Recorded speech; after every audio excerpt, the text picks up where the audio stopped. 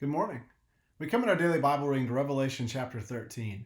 And what we find in this chapter is that God is going to win. But when God wins, we also have to recognize that in this world, that there's going to be a price to pay for sticking with Jesus. When we think about Revelation chapter 12, we had learned on Friday in our daily Bible reading that Satan is, frankly, the world's biggest loser. 3 separate times he is chasing down some sort of victory, and he loses over and over and over again. But does that mean that we don't take him seriously? Does that mean that there's no compelling option? Well, that's just not true. Revelation makes it clear that there are 2 sides and 2 sides alone in the ultimate battle, that there is God and there is Satan. There is that great red dragon. But the question would be, why would anyone pick Satan's side? What's in it for them, and why is it so compelling that through history, so many people wouldn't choose God, who we know will conquer, who we know will win? Well, Revelation chapter 13 unravels that mystery for us in a terrifying sign and show of the force that Satan and demonic powers can have. Read with me in Revelation chapter 13, beginning in verse 1. And I saw a beast rising out of the sea with 10 horns and 7 heads, with 10 diadems on its horns and blasphemous names on its heads. And the beast that I saw was like a leopard. Its feet were like a bear's, and its mouth was like a lion's mouth. And to it the dragon gave his power and his throne and his great authority. One of its heads seemed to have a mortal wound, but its mortal wound was healed, and the whole earth marveled as they followed the beast. And they worshipped the dragon, for he had given his authority to the beast. And they worshipped the beast, saying, Who is like the beast, and who can fight against it? And the beast was given a mouth uttering haughty and blasphemous words, and it was allowed to exercise authority for 42 months. It opened its mouth to utter blasphemies against God, blaspheming his name and his dwelling, that is, those who dwell in heaven. Also, it was allowed to make war on the saints and to conquer them, and authority was given it over every tribe and people and language and nation, and all who dwell on earth will worship it, everyone whose name has not been written before the foundation of the world in the book of life of the Lamb who was slain. If anyone has an ear, let him hear. If anyone is to be taken captive, to captivity he goes. If anyone is to be slain with the sword must he be slain. Here is a call for the endurance and faith of the saints. I think verse 10 is so pivotal to understanding not only of Revelation chapter 13, but the story of Revelation, the book of Revelation as a whole. You read about this great beast that's reminiscent of Daniel chapter 7, and we'll go through that in just a moment. But think about in this call, in this chapter that describes the awesome power of the beast and the terrifying dread that he can show us. We need to remember 2 things. Number 1, God's power is more awesome. It is higher. It is more powerful. God will win. No matter how much power it looks like Satan has, no matter how and all we might be as humans, whatever Satan does pales in comparison to the greatness and strength of God. And so what do? Well, when facing such a terrible beast, we need to try to understand it. Understand what's being conveyed here in this message, of course, in context, but also notice in verse 10, the last phrase, here is a call for the endurance and faith of the saints. It tells us first and foremost that God still knows who his people are. In light of this terrible beast and the rampage that's going to go on, God still knows who are his faithful servants. He knows who are his children. And we need to take stock of that. We need to be thankful for that every day. We also need to recognize a need for endurance. Whether it's the martyred saints asking God how long until they're avenged, or even a passage like this, we recognize Revelation makes it clear, yes, God will win. Yes, Jesus is the King of Kings and Lord of Lords. But it's going to be tough. It's going to take perseverance. It's going to take endurance. We need to remember every day that it's worth it to do the right thing for God, no matter how powerful or how easy it might be to give in to Satan and how powerful he might look.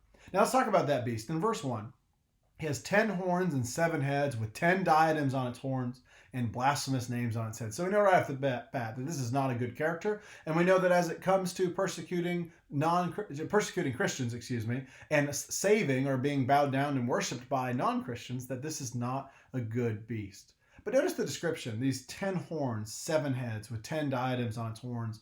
First of all, we think about the similarities even to the great dragon that we read about in chapter 12.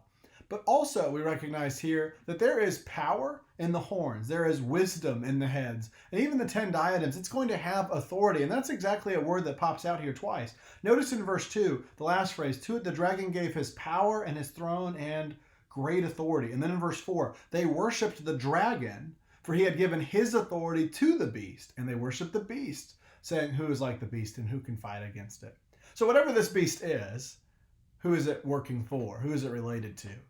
This is Satan himself. We need to recognize that whatever this interpretation is, that it's going to look like we should give in to the beast. And the answer is always going to be do not do that. We can't give in. Even when it looks powerful, even when it looks wise, even when it looks like it can't be toppled. And this is where our understanding of when Revelation was written comes into play. We think about the 90s AD, and even for those who take a 60 AD approach, we really think about this is the height of the Roman Empire.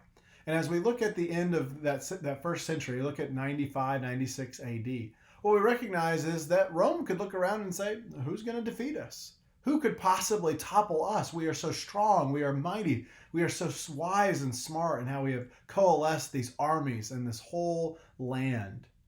Well, we realize God can do that. But at the time, if you're living under the thumb of Rome and you recognize that anything you do that upsets the emperor, anything that you do that upsets the guard can have your life taken, that makes it really difficult to take a stand for what's right.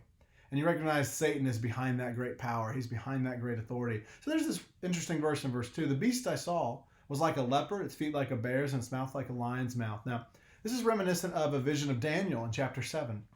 And in that vision, there was, again, 4 kingdoms. And you think about Babylon. You think about the Medo-Persians. And you even think about the leadership of Alexander the Great, even, in that 3rd empire. And it all leads to this 4th in Daniel chapter 7. That is this terrifying kingdom that was going to be dreadful. Well, where are we in world history? Well, you track through that, and you come to Rome. And recognize that Rome was powerful, that the persecution of Christians was severe. And so it's going to look powerful. In fact, in verse 5, the beast was given a mouth uttering haughty and blasphemous words, and it was allowed to exercise authority for 42 months. Now, there's that number again. 42 months would be 3.5 years, which is half of that 7, that perfect number. So it's not perfect in its time. It is going to be temporary. But wouldn't it be tough to be subjected to that for 42 months? This year in 2020 has been a pretty long year, and we think about 9 months of handling the COVID-19 crisis, and we feel exhausted in many ways. We think this has been going on forever. That's just 9 months. Imagine 42 months of giving into this type of power. In fact, in verse 6, it opened its mouth to utter blasphemies against God. And in verse 7, it was allowed to make war on the saints and to conquer them. And what did everyone do? Well, it had authority over everyone except those who were in the foundation of the book of life. Except for Christians, there was this complete conquering, this complete authority. And they were going to worship that beast. As we see in verse 4, they're going to worship the dragon, worship the beast. They're going to say, who is like it? Who can fight against it? When we think about the power of Rome, it would be very easy to give in and say, you know what? I'm all for God. I'm all for Christianity, but I'm not going to get myself killed over this. I'm not going to get my family in jeopardy. Unfortunately, that's exactly what verse 10 suggests is the type of sacrifice we need to be willing to make. Here's a call for the endurance and faith of the saints. Now in verse 11, then I saw another beast rising out of the earth. It had 2 horns like a lamb, and it spoke like a dragon. It exercises all the authority of the first beast in its presence. It makes the earth and its inhabitants worship the first beast, whose mortal wound was healed. It performs great signs, even making fire come down from heaven to earth in front of people. And by the signs that it is allowed to work in the presence of the beast, it deceives those who dwell on earth, telling them to make an image for the beast that was wounded by the sword and yet lived. And it was allowed to give breath to the image of the beast, so that the image of the beast might even speak and might cause those who would not worship the image of the beast to be slain. Also it causes all, both small and great, both rich and poor, both free and slave, to be marked on the right hand or the forehead, so that no one can buy or sell unless he has the mark that is the name of the beast or the number of its name. This calls for wisdom. Let the one who has understanding calculate the number of beast, for it is the number of a man, and his number is 666. So as we think about this, there is that passage that many of us know, but might not know exactly where to find it, that the number of the beast, also, by the way, the number of man, and there's certain context here in verse 18, is 666. So let's talk about this second beast. The first beast, clearly given authority from the dragon, from Satan himself. You think about the big bad Roman Empire, but this beast is a little bit different.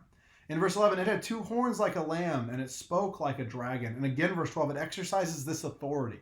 It's tending to point people to worship who in verse 12? Its inhabitants worship the first beast, whose mortal wound was healed.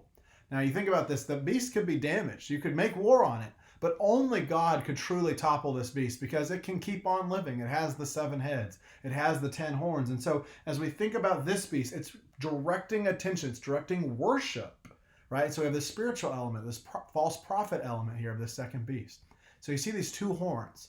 And this is interesting about these 2 horns. Were like a lamb. Looks innocent, looks religious even.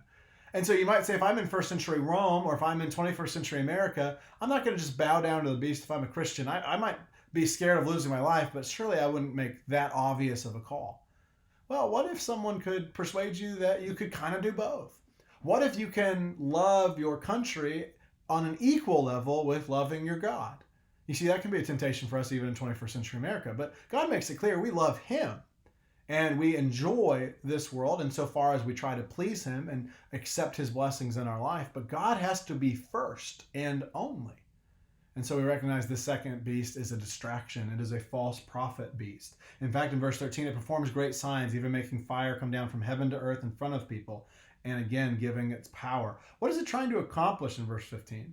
Was allowed to give breath to the image of the beast, so the image of the beast might even speak and might cause those who would not worship the image of the beast to be slain.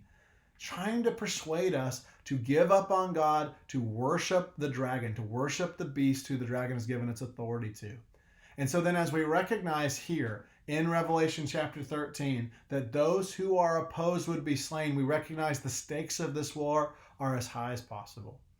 As we look at the number 666, so many people have tried to explain what that means, and they'll say, well, if you add up someone's name based on doing this or that translation, then you'll get a Nero, or you'll get a Hitler, or you'll get some religious person. There's so many things, the phrase comes to mind here, that which proves too much proves too little. The point of the matter is 666 is short of the seven, the perfect, that which is God's. Remember the seven spirits, the seven churches. God knows what is his, and he knows who are his. What we have to learn from Revelation chapter 13 is it can look like Satan's going to win.